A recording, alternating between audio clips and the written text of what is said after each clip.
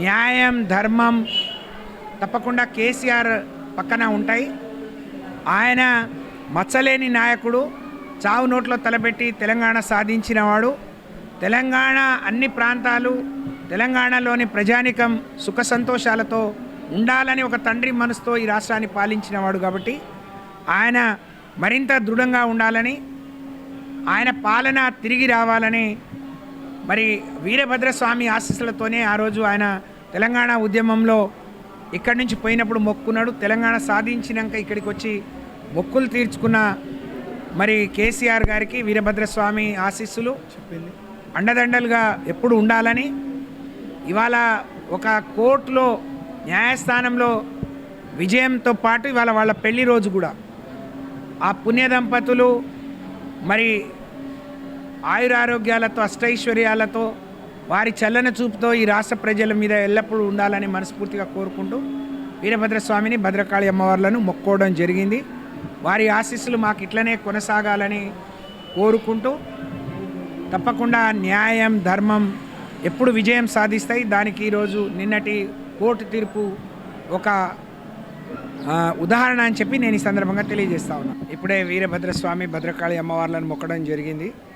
స్వామివారి ఆశీస్సులతో కేసీఆర్ గారు ఒక కడిగిన ముత్యంలాగా, ఒక పునీతుడిలాగా నిన్న హైకోర్టు తీర్పు ద్వారా మరొకసారి ప్రజల ముందుకు వచ్చినందుకు న్యాయం ధర్మం ఎప్పుడూ మంచి వాళ్ళ పట్ల ఉంటుంది. మరి దుర్మార్గులు, దుష్టులు ఎన్ని ఆరోపణలు చేసినా, ఎన్ని ఇబ్బంది పెట్టాలని ప్రయత్నం చేసినా అది కొన్ని రోజులు మాత్రమే అమావాస్య, కొన్ని రోజులు పౌర్ణమి. తప్పకుండా అరచేతిని అడ్డు పెట్టుకొని సూర్యరశ్మిని, వెలుగును ఆపలేరు అనేది మరొకసారి నిజమైంది. నిన్న హైకోర్టు తీర్పు ఏదైతే ఉందో కాంగ్రెస్ పార్టీకి, రేవంత్ రెడ్డికి ఒక చెంపపెట్టు. మరి 3 ఏళ్లుగా అధికారంలోకి రావడానికి రేవంత్ రెడ్డి గారు, కాంగ్రెస్ పార్టీ అనేక తప్పుడు వాగ్దానాలు, తప్పుడు ఆరోపణలు చేసి ప్రజలు నమ్మే విధంగా, ఒక అబద్ధాన్ని 100 సార్లు చెప్తే నమ్మినట్టుగా ప్రజలు ఒక ఆలోచనలో మార్పు తీసుకురావడానికి కాళేశ్వరం ప్రాజెక్టు అవినీతిమయమైందని, కూలిపోయిందని చెప్పి మరి కొంత విజయం సాధించిర్రు, ఎన్నికల్లో గెలవటం జరిగింది. కానీ ఇప్పటికైనా కాంగ్రెస్ పార్టీ నాయకులు బుద్ధి తెచ్చుకోవాలి. హామీలు ఇచ్చినవి పక్కన పెట్టి ఎంతసేపు కేసీఆర్ను, బీఆర్ఎస్ని విమర్శించడమే పనిగా, ఇబ్బంది పెట్టడమే పనిగా, ప్రజల దృష్టిని మళ్లించడమే పనిగా 2.5 ఏళ్ళు గడిచిపోయింది. మీ చేతగాని తనానికి, మీ పనికి మాలిన దొంగ హామీలకు, మరి అందులో నుంచి తప్పించుకోవడానికి మీరు చేసిన ప్రయత్నం ఇంకా చాలు. ఇప్పటికైనా బుద్ధి తెచ్చుకోండి. అనేక విషయాల్లో మీరు బీఆర్ఎస్ పార్టీ మీద, కేసీఆర్ మీద చేసే ఆరోపణలు, తప్పుడు ఆరోపణలు నిరాధారమైనని చెప్పి అనేక కోర్టులు, న్యాయస్థానాల్లో, ప్రజా సంక్షేమంలో, ప్రజల సమక్షంలో కూడా రుజువైనా మీకు బుద్ధి రాలేదు. నిన్నటికి నిన్న మీ కమిషన్ వేసుడు తప్పు, మీ కమిషన్ విచారణ చేసిన విధానం తప్పు, కమిషన్ ఏ నిర్ణయం తీసుకొని వాళ్ళని ఇచ్చేయద్దు అని చెప్పి మరి హైకోర్టు ఇవాళ ప్రత్యక్షంగా చెప్పిందంటే ఇంతకంటే చెంపపెట్టు, ఇంతకంటే కాంగ్రెస్ పార్టీకి సిగ్గుచేటు ఇంకోటి ఉంటుందా? ఎన్ని చెప్పినా దున్నపోతు మీద వాన పడ్డట్టు, వర్షం పడ్డట్టే ఉంది తప్ప మీకు ఇంకా బుద్ధి రాలేదు. నిన్న మన శాసనసభ్యుడు కూడా ఎక్కడో గాలి మాటలు, పరిపాలన చేత కాదు, దోచుకోవడం, దాచుకోవడమే పనిగా పెట్టుకున్నారు. ఇలాంటి వాళ్ళు కూడా మళ్ళీ కల్వకుంట్ల కుటుంబం గురించి మాట్లాడుతున్నాడు. రామచంద్ర నాయక్ గారు కల్వకుంట్ల కుటుంబం గురించి కానీ, కేసీఆర్ గురించి కానీ, బీఆర్ఎస్ పార్టీ గురించే మాట్లాడే నైతిక హక్కు నీకు లేదు. 2.5 ఏళ్ళు గడిచిపోయింది. డోర్నకల్ ప్రజలు నిన్ను నమ్మి ఓట్లేస్తే నువ్వు ఈ ప్రజలకు, ఈ నియోజకవర్గానికి ఒరగబెట్టింది ఏందో ఒక్క మాటలో చెప్పు, లేకుంటే మేమేం చేశామో చెప్తాం. కాళేశ్వరం కూలిపోయిందని, అది కూలిపోవాలని కాంగ్రెస్ పార్టీ తలకాయ కిందికి కాళ్ళు పైకి పెట్టుకొని 2.5 ఏళ్ళు జపం చేసింది.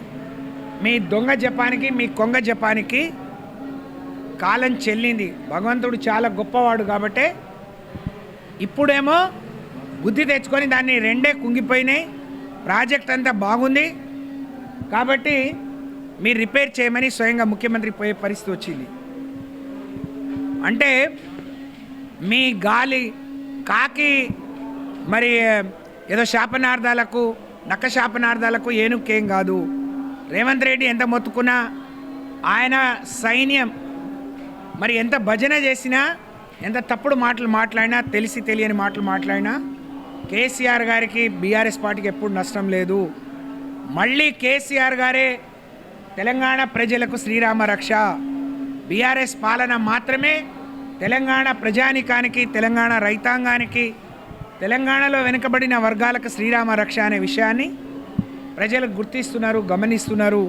కాబట్టే ఇంత అద్భుతమైన తీర్పు, అత్యున్నతమైన న్యాయస్థానం ఇవాళ మీరు చేసినాయని వృధా ప్రయాస. పీసీ ఘోష్ కమిషన్ ఒక ఫ్రాడ్.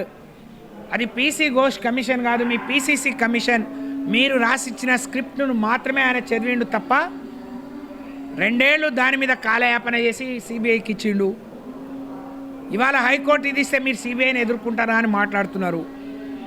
ఇప్పటికైనా కళ్ళు తెరవండి, బుద్ధి తెచ్చుకోండి, ఒళ్ళు దగ్గర పెట్టుకొని మాట్లాడండి బిడ్డ.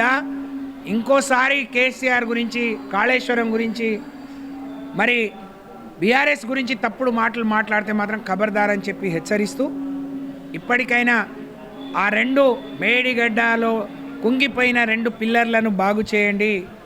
వెంటనే కాళేశ్వరం నింపి తెలంగాణ రైతానికి 2 పంటలకు నీళ్ళు ఇవ్వండి అని చెప్పి నేను డిమాండ్ చేస్తూ తప్పుడు ఆరోపణలు చేసే వాళ్ళని ఎక్కడక్కడ బీఆర్ఎస్ పార్టీ నాయకులు నిలదీయాలని చెప్పి నేను కోరుతా ఉన్నాను.